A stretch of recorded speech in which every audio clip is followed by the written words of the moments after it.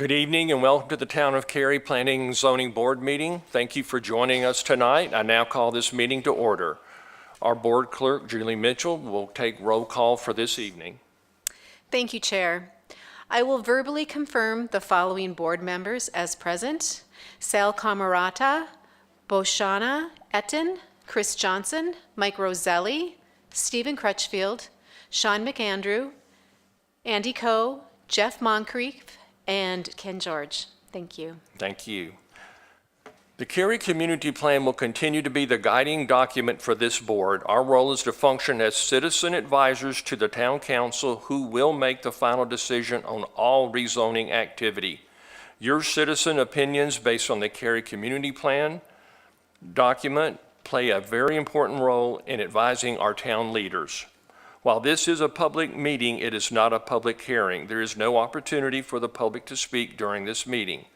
If you do have comments on any of the items from tonight, we encourage you to reach out to the staff by email or phone, or you may reach out to our board members through email. You may also contact the council directly, either through email or during the public speaks out portion of any regularly scheduled town council meetings. These meetings may be streamed on the Town of Cary website and will be posted to YouTube. All past planning and zoning board meetings are available to review on YouTube as well. The first action for tonight will be to adopt the agenda for this evening. Would someone like to make a motion to adopt the agenda if there aren't any changes? So moved. Second. Thank you. All in favor of adopting the agenda state aye. Aye. Any opposed? The next item is the approval of the October 23rd meeting minutes, as we did not have a meeting in November. Unless there's any changes to the minutes from the October 23rd session, would someone make a motion to adopt those minutes? So moved. Second. Thank you. All in favor say aye. Aye. Aye. Any opposed? Thank you. We only have one case this evening. It's 23 RAZ 09, the SV Temple parking rezoning. Erin Puckett, principal planner, will share the staff's presentation. Following her presentation, the applicant will share their remarks. All board members will have an opportunity to ask questions of staff and the applicant. Hello, thank you. Thank you, and good evening, board. This is a request to rezone approximately 5.59 acres located at 9391 and 9405 Chapel Hill Road. The subject site is located along the southwest side of Chapel Hill Road, approximately 0.3 miles west of its intersection with Northwest Maynard Road. The parcels are owned by the Sri Venkateswara Temple, and the temple site is just northwest of this assemblage. The historic Nancy Jones House is located immediately to the east of the site. It previously was located on the subject property and was relocated in 2021.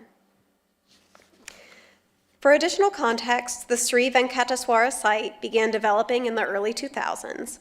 The main temple was completed in 2012. In 2019, Council approved a rezoning of the site in order to permit construction of a decorative monument as a gateway feature for the temple. In 2022, Council approved a rezoning to allow an additional assembly use and increase in the square footage of buildings on the site. A subsequent development plan for the religious hall was administratively approved by staff. That development plan includes road improvements along the temple site frontage. According to Cary's GIS, there are no stream buffers located on the subject site, but field determination of such features is required at time of development plan review. Chapel Hill Road is designated as a 6-lane median divided thoroughfare on Cary's future roadway widths map.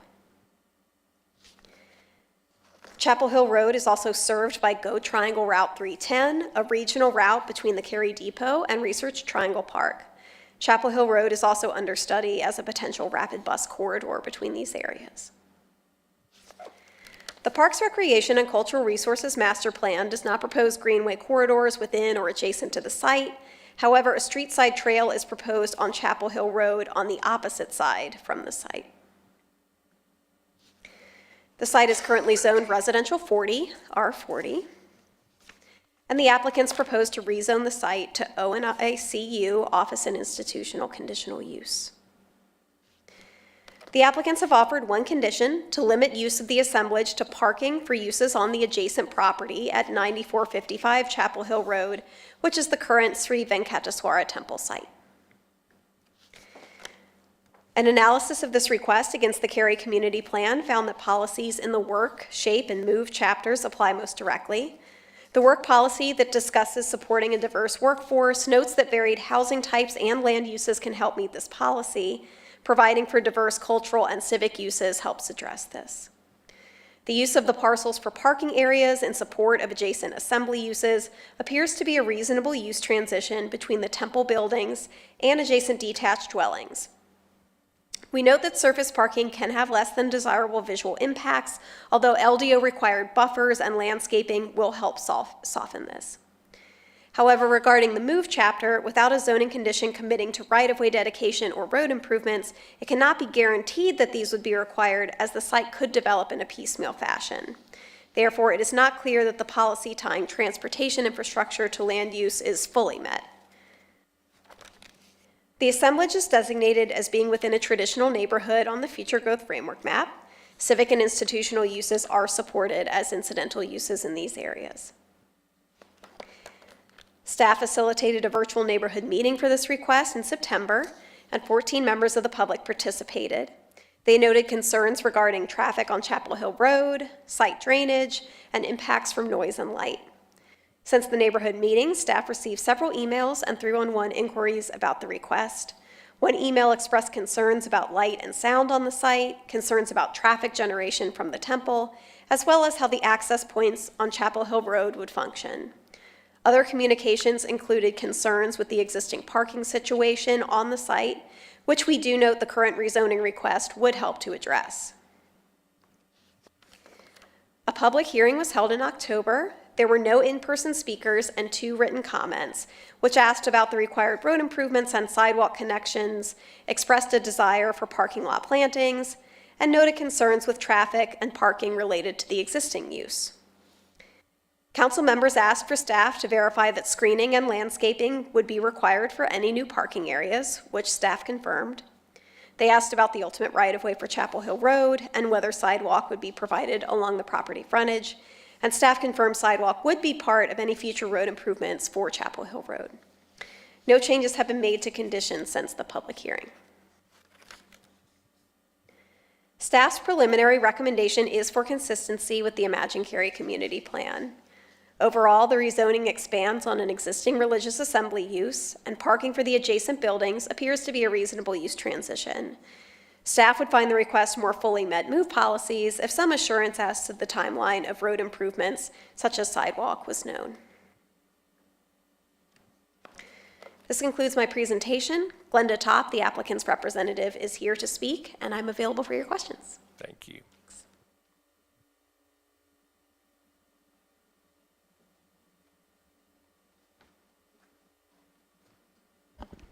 Good evening, members of the Planning Board. My name is Glenda Topp, and I'm here on behalf of the Temple. Staff has done an excellent job going over the proposal.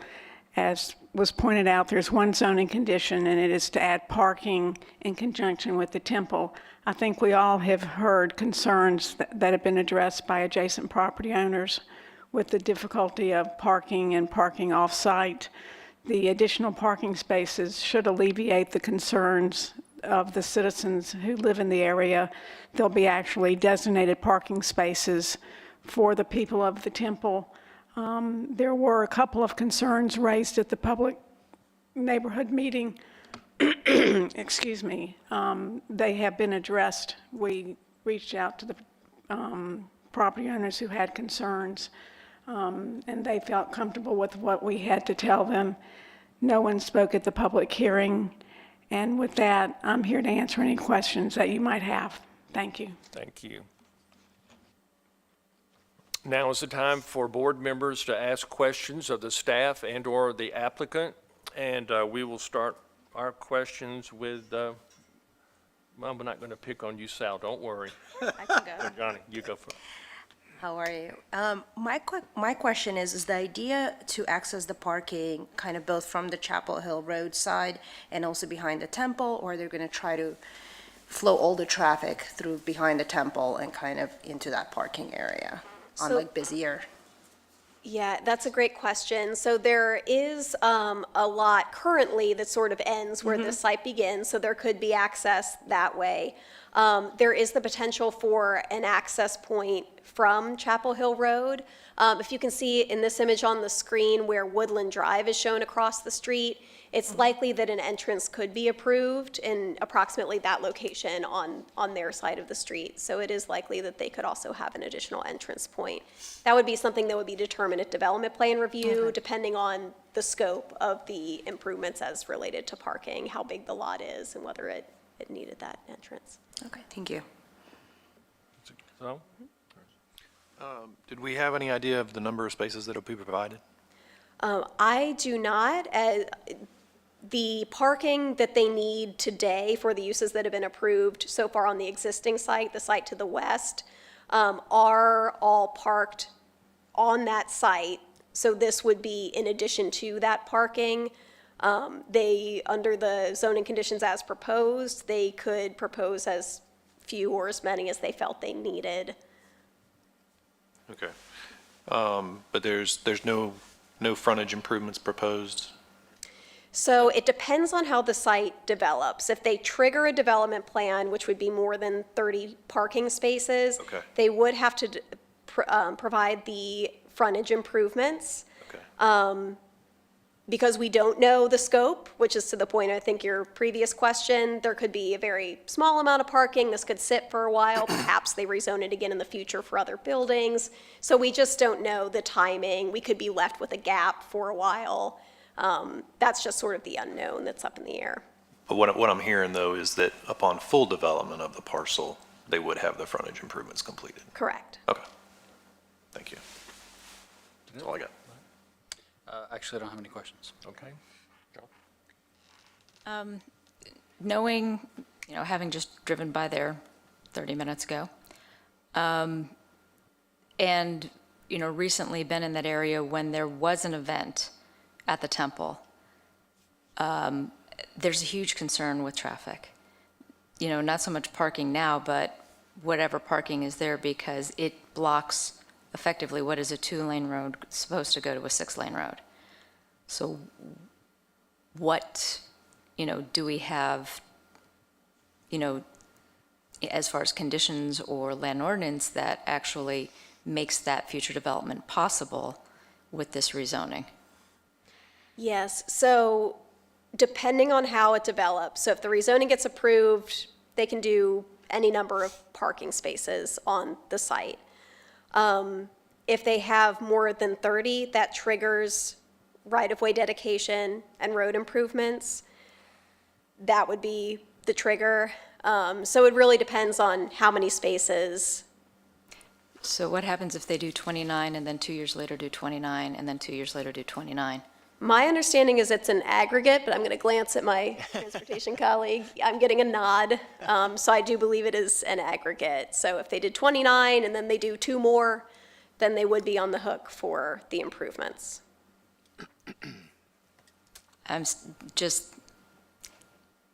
It seems to be a very large rezoning with very few conditions. That's a fair what- observation. And with still hearing concerns from the staff on the move requirement. So that's where my hesitation comes in. I Thank you. understand, yes. Thank you. Yes, and I guess just to add on to that as well, I guess regarding the not many conditions, it seems, would there be, I guess, any opportunity going forward in regards to the plantings and shade and potential screening? It seems like it's just, right now, lots of asphalt.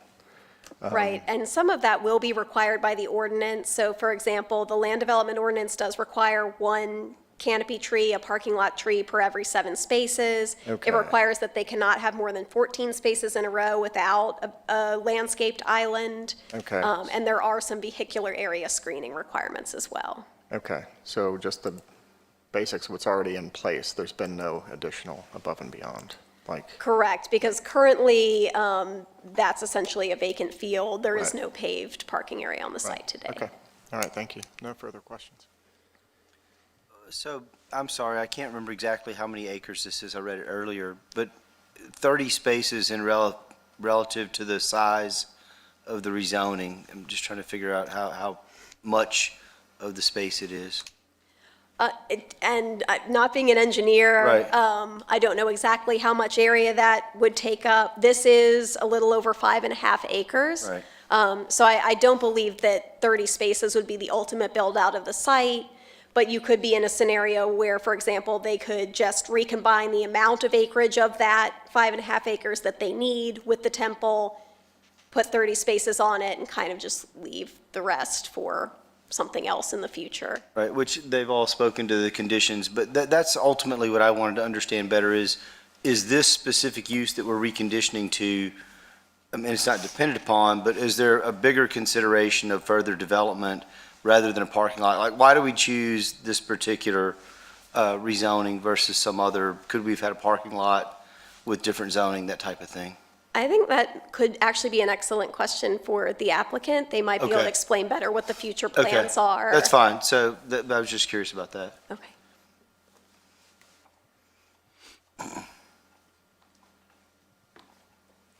That is an excellent question. At this point, the temple has no plans to do anything other than parking. They've got the assembly that's, as staff pointed out, that's been approved. What they realize they need right now is parking, so they're willing to condition the zoning to just allow parking in conjunction with the current temple. So at this point, they have no plans for anything else. That's not to say that couldn't change in the future, but at this point, they need parking. And going back to the road improvements, the intent is not to get out of any requirements of the LDO. Basically, they understand that if they meet that threshold, they will have to improve the road as per the LDO. Gotcha. And maybe while you're there, just one other high-level question. I noticed that the lighting and the noise, some of the things that, neighbors, and I read in the report that they thought there would be an opportunity to turn the lights off when events.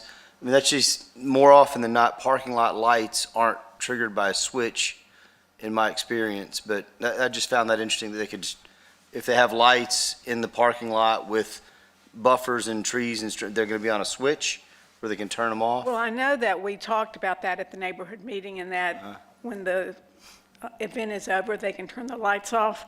I don't know how streets like this, how it works.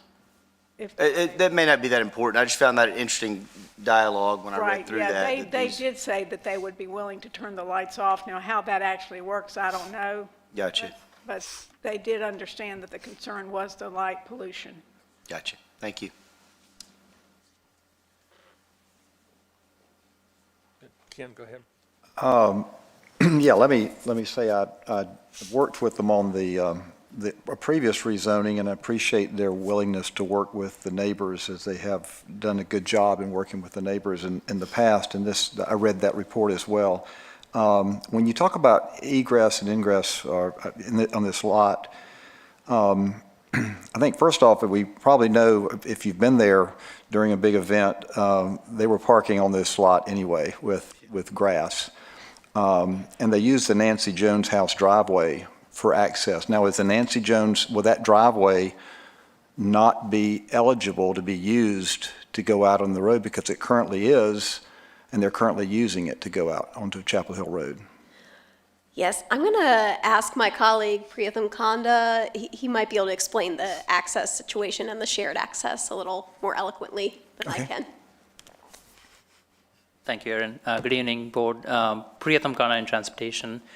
The existing gravel access is not guaranteed to stay in its place. When a parking lot design is presented to us at development plan, we have to apply our access management requirements, which will take into account the spacing required between access points. And if that has to be relocated, that would have to be relocated with the parking lot. Okay, so if they redevelop it as a parking lot, then that it's not automatic that gravel drive can stay, it can't, well, first of all, it can't stay gravel and be part of the redevelopment. Can they choose to develop up to Woodland Drive and not to the Nancy Jones property and develop part of it into parking spaces that that they get in and out through the main temple entrance, and choose to leave that gravel driveway and that lot as is on Chapel Hill Road? I think they could. The worst case, we would probably be asking them to close the driveway, depending on the number of parking spaces that are going to be proposed. If it is just 5 spaces, then it does not need an additional access point. If it is 30 spaces, then we might ask them to improve that access and relocate it to a different location. Okay, well, if it were 29, if it doesn't trigger if it doesn't trigger the roadscape, then if they're just spaces, are you saying that nothing if they redevelop the parking lot to the west in this part that we're talking about tonight, if they do the westernmost part and make a parking lot, you're saying they'd be prohibited from driving out of that parking lot and using the gravel drive at Nancy Jones, the Nancy Jones house, or not? No, so what I was saying is, even if they develop only 29 spaces, that would not require them to widen the frontage, but that would not automatically waive the access-related improvements. We can still require those. Okay, wouldn't automatically waive the access. So at some point, if they, I don't want to belabor the point, but I want to understand, because I know we have to worry about the worst case scenario here, is if there's a number of spaces, if it's 5, as you suggested, then it doesn't require an extra entrance. They could or could not still drive through the Nancy Jones lot out on the gravel drive, and maybe the applicant I see the applicant standing up. I'm just trying to understand the technical part of this as I would love to, yeah.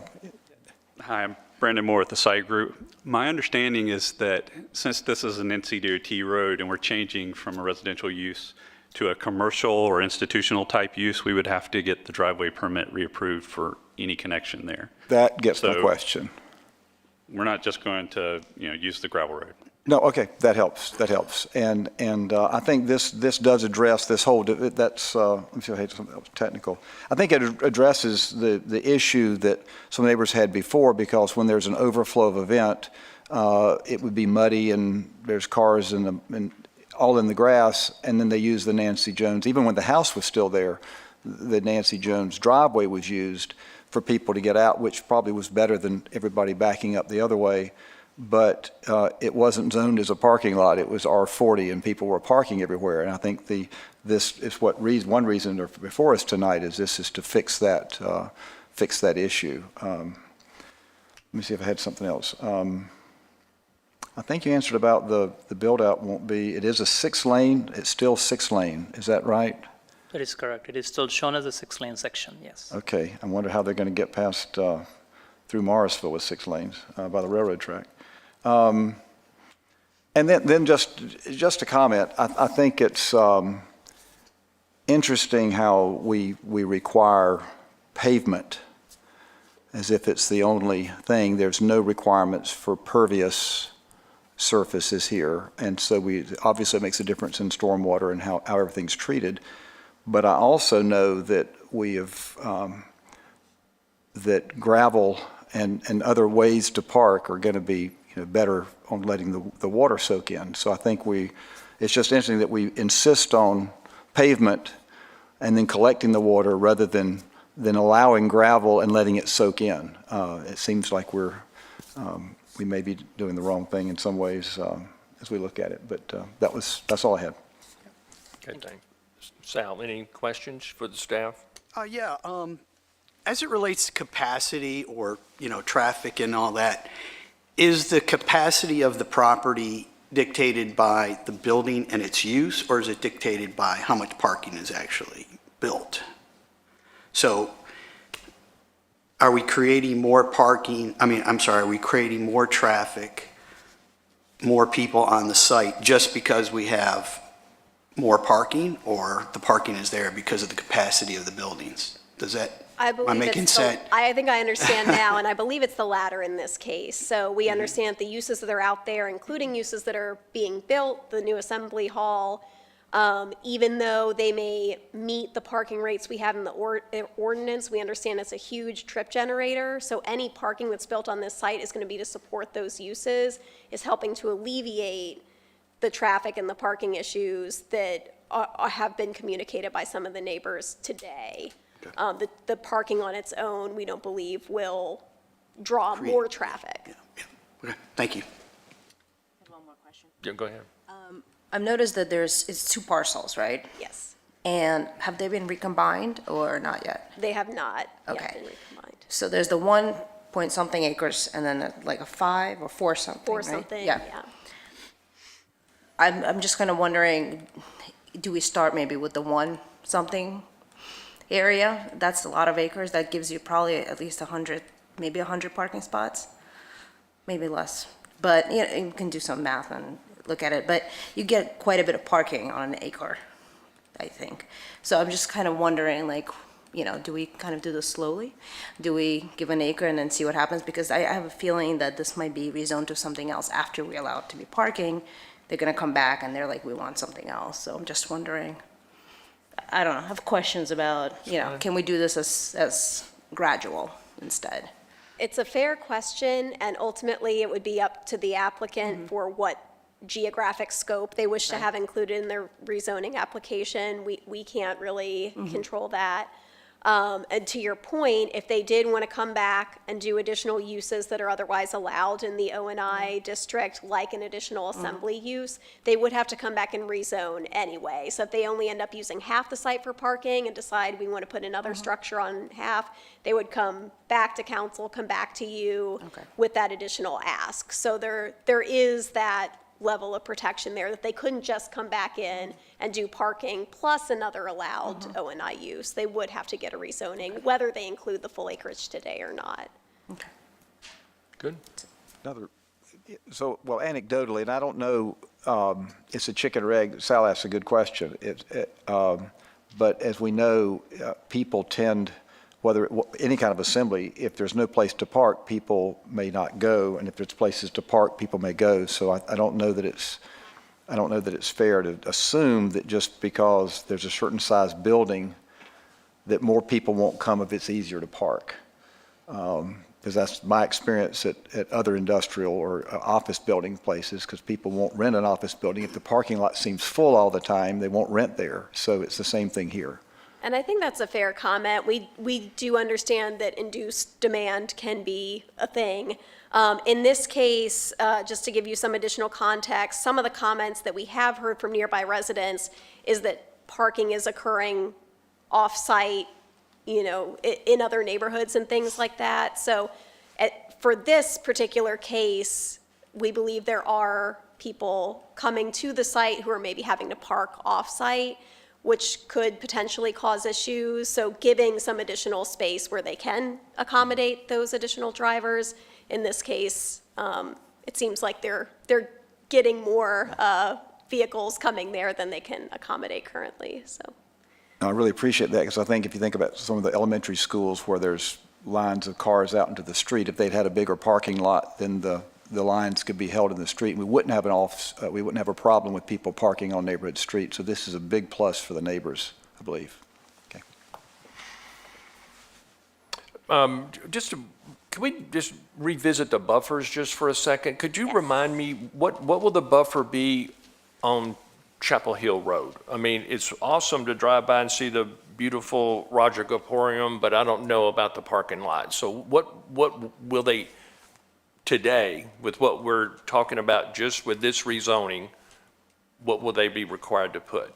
It would be a 30-foot streetscape. That's the standard for a non-residential use, whether we're talking about parking or the temple. And what type of plantings would be required in that? It's essentially equivalent to a type C rate, which is a combination of upper and understory trees, but it's less dense than our residential type A. Thank you, because that's where I was going with that. So this is actually going to be less, I guess, the type plantings that'll be required than what we would require and have required with so many cases that come before us. And this is going to be more of just a flat lot. And to me, the screening is important for this.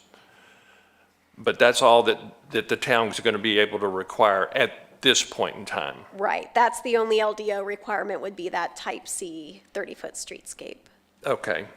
And then, I know this is the third rezoning we've had with this property, which is fine, but I think when we did the rezoning, if I remember correctly, for the assembly or the meeting room, this meeting room, it is for really the members of the temple. This isn't like a commercial where they're going to rent out when it's not being used. Is this would that drive additional usage if that, I know a lot of places, they've got an empty building, they might want to rent it out.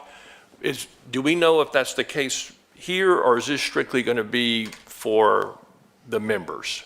You mean whether the parking would be rented Yep, out? Yep. No, the assembly building, which would drive more people coming into the parking. I see. My understanding is it can be used as an event-type space, so there could be events beyond just, temple services. And I don't know that we have anything in the zoning conditions that would allow us to control who Well, is- but nothing's been offered. Correct. Okay, all right.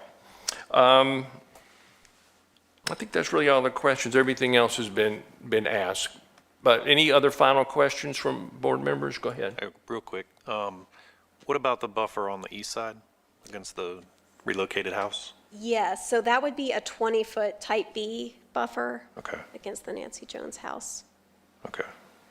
And then, going back to what you were saying, is there any kind of daycare or anything being done at this temple?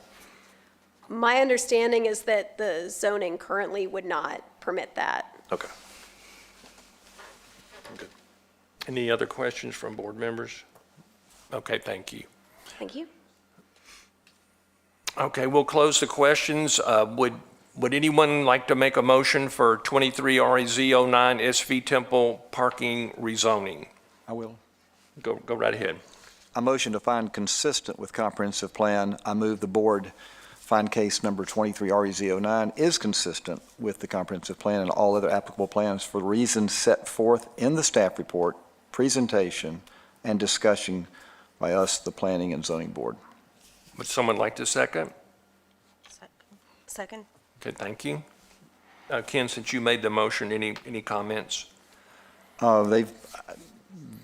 I think the other ones that have, they've done everything they've been asked to do along the way and have had a great, I know I had several meetings with the neighbors, with the temple people together, multiple occasions on site, and they were very accommodating. So I'm very happy with the way that they've been responding to the comments. Perfect. Any comments? No. Any comments from any other members? My only comment would be, I support this, but I do believe that it may be helpful to look at maybe some additional buffers, maybe before it goes to the town council. It's going to be their decision, but to me, that would be something that might want to be offered up because I think it would be really beneficial to help preserve Chapel Hill Road. There's a lot of green that was there, and it's okay that we have development and it changes, but I think the screening is important. So that would be my only comment is hopefully someone might want to think about that as it goes forward in the process. Any other comments? Yeah, Steve, I will make a comment just because Yeah. there still seems to be a lot of unknowns. And I completely agree, they have been very, very accommodating, and the development should be going through. But there's still a few too many unknowns at this moment that I feel that, I would be able to vote in complete, consistent with the plan. I'd like to echo that too. Just, 30 spaces on 5.5 acres and a rezoning that allows for some other things. Obviously, the condition of parking limits what can be done at this point in time. But having had multiple rezonings, there's no requirement for us to know the big picture here. But it would be nice to have some idea so that, we were making decisions with the bigger picture in mind, if at all possible. But at the end of the day, if there's more than 30 spaces, you get some additional protections and some requirements, so that's a positive. And I want to reiterate that it's a beautiful location and am excited to see that develop further. Okay, thanks. We'll close the comments and we'll go to voting now. All in favor of the motion that's been offered, please say aye. Aye. Those against? Nay. So 8-1, so it passes. Thank you. We do not have any new business this evening. So based on that, I appreciate, we had a big full board tonight. It's awesome to see 9 people here.